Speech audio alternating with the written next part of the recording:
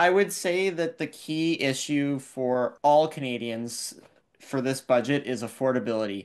Even though inflation is going down and interest rates are also going down, Canadians are still feeling a little bit of pressure at the pumps, in the checkout line at the grocery store, and across all aspects of life. Another key priority as well for the government is going to be housing. We hear from young people all across Canada who are struggling to get into the housing market. And the federal government's going to look at ways at improving their standing in the world. And one of the ways that they're probably going to do this is by increasing defense spending. Canada has been criticized a lot on the world stage for our lower defense spending than other NATO allies. So you might see a top up to that and other plans to increase defense spending. And then also you may see some foreign aid packages in as part of the budget as well. We live in such an unprecedented time right now, with wars in the Middle East, with wars in Ukraine, and there's so much uncertainty in the world right now. And we need to make sure that we have the defense spending to make sure our military is strong and secure, and that our country is strong and secure. Canada has an obligation to spend at least 2% of its gross domestic product on national security each year. And we're not there yet. We're only at about 1.5, 1.7% so far.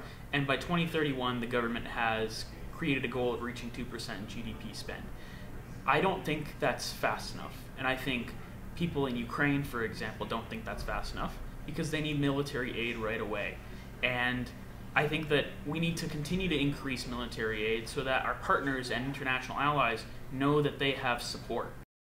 Well, you speak to a lot of Canadians, you get a lot of different opinions, but I think a lot of them will tend to gravitate around the issue of affordability and this growing sense that things are getting worse, not better. When it comes to affordability and inflation, there are a number of global factors, but I think many of these can be attributed to domestic policy, and it's not to single out any particular one. But when you have a deliberate policy of driving up prices through things like carbon taxes, blocking pipelines, causing the Canadian dollar to diminish in value, making Canada less attractive, it does have the effect of driving up the price of pretty much everything. When I look at what a government is doing, for example, in a budget, are they focused on the most pressing issues in a way that, of course, is mindful that the government doesn't have a gazillion dollars, so they have to make choices. Life is about choices, but are they doing it in a way that actually has a real impact? And so if you look at climate change, what are some of the solutions? Well, first of all, I will say we need a price on pollution. If it is free to pollute, then you will have companies continuing to pollute, and it is carbon pollution, CO2, especially coming from oil and gas, that is really causing the climate crisis. And those kind of measures are also in budgets too. So you want to be making sure that you're using the tools that are important. But the reality is we need to be moving forward on them because the climate crisis is getting worse. And the next 5 years are extremely important. And when you think of a budget, you can't just think about that one year. You've got to think about future generations.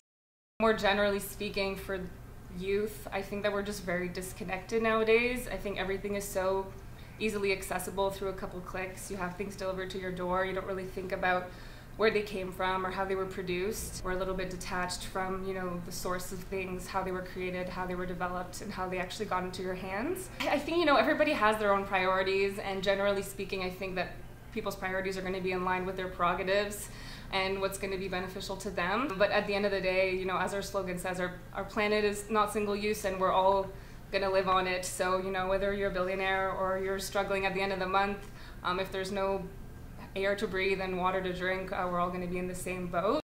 I think it's definitely the affordability crisis, and I would say that just because young people in particular are going to be affected by this, both now but also in the future, and they're also seeing people around them being affected by it constantly, and so, whether it be their parents or those that are in their life, it's something that's really putting a strain and a burden on people. In the upcoming federal budget, the government, is just one example, is going to have to prove that they take this issue seriously. They've tried to, in the most recent few budgets, say that they're going to exercise fiscal restraint, but it's clearly not doing enough. I guess just kind of looking to see how the government addresses it. This budget will be different likely because we're in kind of what's like an imminent federal election in a little while,